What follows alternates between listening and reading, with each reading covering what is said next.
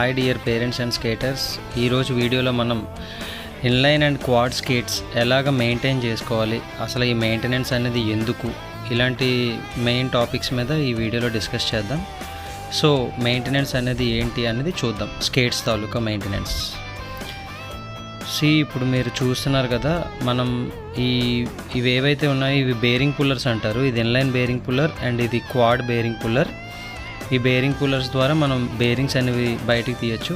So first quad గురించి చూద్దాం. Quad వీల్స్ని మనం నార్మల్గా ఒక కీ సహాయంతో, జానెక్స్ కీస్ అలాంటివి నార్మల్ కీస్తో మనం దాన్ని అన్లాక్ చేసి వీల్స్ని ఇలా బయటికి తీసుకోవాలి. ఫస్ట్ నార్మల్గా వీల్స్ని ఇలా బయటికి తీసిన తర్వాత ఏవైతే ఉందో బేరింగ్ పుల్లర్తో ఏ రకంగా మనం తీయచ్చు అనేది చూద్దాం. బేరింగ్ పుల్లర్తో చూడండి, ఈ రకంగా చాలా ఈజీగా తీయచ్చు.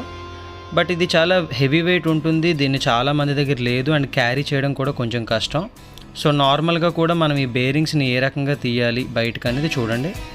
స్క్రూడ్రైవర్ నార్మల్గా మన దగ్గర ఉండే స్క్రూడ్రైవర్తో జస్ట్ అట్లా కొంచెం లోపలికి ఇన్సర్ట్ చేసి దాన్ని కొంచెం పవర్ అప్లై చేస్తే, పుల్ చేస్తే ఇలా వచ్చేస్తుంది బయటికి, చాలా ఈజీగా.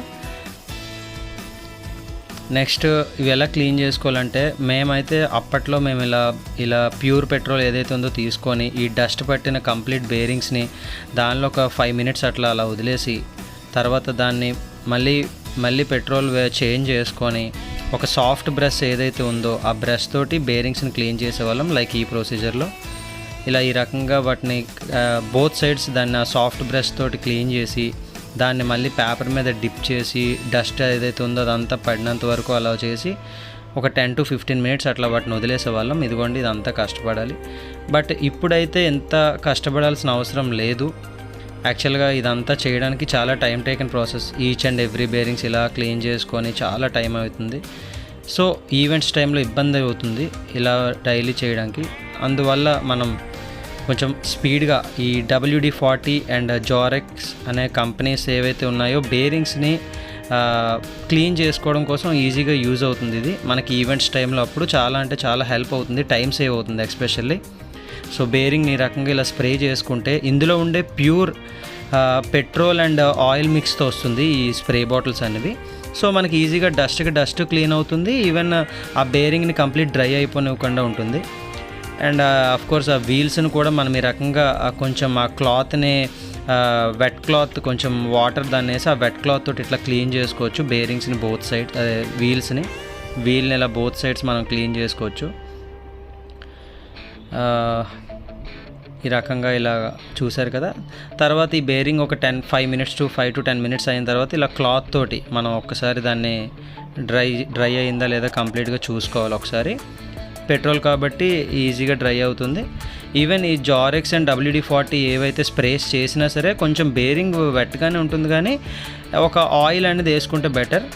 యాక్చువల్గా స్పీడ్ ఆయిల్స్ అవి సపరేట్గా ఉంటాయి, అవి రేసెస్కి వాడుకోవాలి. బట్ రెగ్యులర్ పర్పస్కి ప్రాక్టీస్ బేరింగ్స్కి మనం నార్మల్ కోకోనట్ ఆయిల్ కానీ లేదంటే ఈ హార్డ్వేర్ షాప్స్లో అట్లా అవైలబుల్ ఉంటాయి మిషన్ ఆయిల్స్, అవి చాలా లైట్గా ఇలాంటిది 1 drop ఆఫ్ ఆయిల్ వేసి ఈ రకంగా మనం బేరింగ్స్లో ఖచ్చితంగా ఇన్సర్ట్ చేయాలి. ఎందుకంటే బేరింగ్ ఎక్కువ మనం ప్రాక్టీస్ చేసే కొద్దీ హీట్ ప్రొడ్యూస్ అయ్యి బేరింగ్ ఎర్లీగా డ్యామేజ్ అవుతుంది. దీనివల్ల పడిపోవడం, వీల్ స్ట్రక్ అయి పడిపోవడం, లేదంటే బేరింగ్ డ్యామేజ్ తొందరగా అయిపోవడం ఇది అవుతుంది. నెక్స్ట్ ఇలా క్లీన్ చేసుకున్న బేరింగ్స్ని ఎలా వీల్స్లో ఇన్సర్ట్ చేయాలి విత్ బేరింగ్ పుల్లర్ సపోర్ట్ అనేది ఒకసారి చూడండి. ఇలా బోత్ సైడ్స్ బేరింగ్ని వీల్ని ఇన్సర్ట్ చేసి దాన్ని బేరింగ్ పుల్లర్ లోపలికి ఇలా ఇన్సర్ట్ చేసి ప్రెస్ చేసుకోవాలి. అంతే, చాలా ఈజీగా అయిపోతుంది. మనం ఈవెన్ దీన్ని హ్యాండ్ సపోర్ట్తో కూడా చేసుకోవచ్చు, లేదంటే స్క్రూడ్రైవర్ సహాయంతో కూడా మనం చేయొచ్చు. ఒకసారి చూడండి, ఇలా చాలా ఈజీగా వెళ్తుంది. ఇలా కొన్ని వీల్స్లోకి అయితే కొంచెం ఇబ్బంది పెడుతుంది ఇన్సర్ట్ అవ్వడానికి బేరింగ్ లోపల, వీల్ లోపలికి. సో మనం ఆ టైంలో ఇలాంటి బేరింగ్ని మనం స్క్రూడ్రైవర్ హెల్ప్తో ఇన్సర్ట్ చేయొచ్చు. సో ఇది అయిన తర్వాత ఒక్కసారి ఈ బ్రాకెట్స్ ఏవైతే ఉన్నాయో ఈ బ్రాకెట్స్ని ఒకసారి మీరు చెక్ చేసుకోండి. అంటే లూజ్ అవ్వడం అది జరుగుతుంది. ఇలా లూజ్ అయినప్పుడు ఏంటంటే బ్రాకెట్ సైడ్కి వెళ్ళిపోవడం, లేదంటే సరిగ్గా పర్ఫార్మెన్స్ ఇవ్వలేరు పిల్లలు. సో దానివల్ల ఈ రెంచెస్ ఏవైతే ఉన్నదో 16-17 రెంచ్ అనేది దానికి సెట్ అవుతుంది. ఆ రెంచ్తో టైట్ చేసుకోండి. నెక్స్ట్ వాచర్స్ అనేది డెఫినెట్గా ఉండాలి, ఎందుకంటే బేరింగ్కి వీల్ ఖచ్చితంగా ఎక్కువ ఆ షేక్ అనేది రాకూడదు అనమాట. సో సో ఈ రకంగా మనం బోత్ సైడ్స్ మొత్తం అన్నీ కూడా వీల్స్ అన్నీ వేసిన తర్వాత ఒకసారి చూసుకోవాలి పర్ఫెక్ట్గా ఉందా లేదా అని. నెక్స్ట్ ఒకసారి చాలామందికి ఉండే డౌట్ ఏంటంటే, సార్ ఇది వీల్స్ అనేవి 4 వీల్స్ ల్యాండ్ అవ్వట్లేదు అని చెప్పి చాలామంది క్వాడ్ స్కేటర్స్కి డౌట్స్ ఉండేది. అఫ్కోర్స్ నాకు కూడా నా టైంలో. బట్ దానివల్ల ఎలాంటి ప్రాబ్లమ్స్ ఉండవండి. మనం వన్స్ మన బాడీ వెయిట్ అనేది ఏదైతే స్కేట్ మీద ట్రాన్స్ఫర్ అయిందో ఆటోమేటిక్గా మనకి 4 వీల్స్ ల్యాండ్ అవుతాయి. So that's not an issue. మనకి జస్ట్ స్ట్రోక్స్ ఎలా వస్తున్నాయని చూసుకోవాలి. నెక్స్ట్ ఇన్లైన్కి వద్దాము. ఇన్లైన్ కూడా చాలా ఈజీ బట్ టూ డెలికేటెడ్గా చేయాలి. హ్యాండిల్ విత్ కేర్ అంటాం కదా, అలా చాలా జాగ్రత్తగా చేసుకోవాలి ఇన్లైన్ అనేది, ఎందుకంటే టూ ఎక్స్పెన్సివ్ కదా. సో ఫస్ట్ అసలు ఈ ఏదైతే ఇన్లైన్ స్కేట్స్ ఉన్నాయో ఈ ఫ్రేమ్లోంచి యాక్సిల్స్ని చాలా జాగ్రత్తగా ఎల్ఎన్ కీ హెల్ప్తో లోపలికి కంప్లీట్గా ఇన్సర్ట్ చేసిన తర్వాతే తీయాలి. మాకంటే కొంచెం అలవాటు కాబట్టి నేను ఇలా ఫాస్ట్గా చేస్తున్నాను. సో బట్ మీరు మాత్రం వన్స్ లోపలికి ఎల్ఎన్ కీ అనేది ఇన్సర్ట్ కంప్లీట్గా అయిందా లేదా అనేది చెక్ చేసుకున్నాకే ఆ డైరెక్షన్లో ఆపోజిట్ డైరెక్షన్లో దాన్ని తిప్పి వీల్ అనేది ఇలా బయటికి తీసుకోవాలి ఫస్ట్.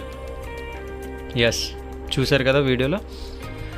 నెక్స్ట్ బేరింగ్ పుల్లర్తో అసలు ఎలా తీయాలనేది ఒకసారి చూడండి. ఇది కూడా మనకి అవైలబుల్ ఉంటాయి. బట్ నేను బోత్ ఎందుకంటే చెప్తున్నాను, ఎవరికైనా కావాలి ఈ బేరింగ్ పుల్లర్స్ సహాయంతో హెల్ప్ ఈజీగా చేద్దామన్న వాళ్ళు ఉంటారు, క్యారీ చేయడం కష్టం అవుతుందని నార్మల్గా కూడా తీయాలనుకుంటారు కదా, అందుకని జస్ట్ ఈ రెండు చూపిస్తున్నాను.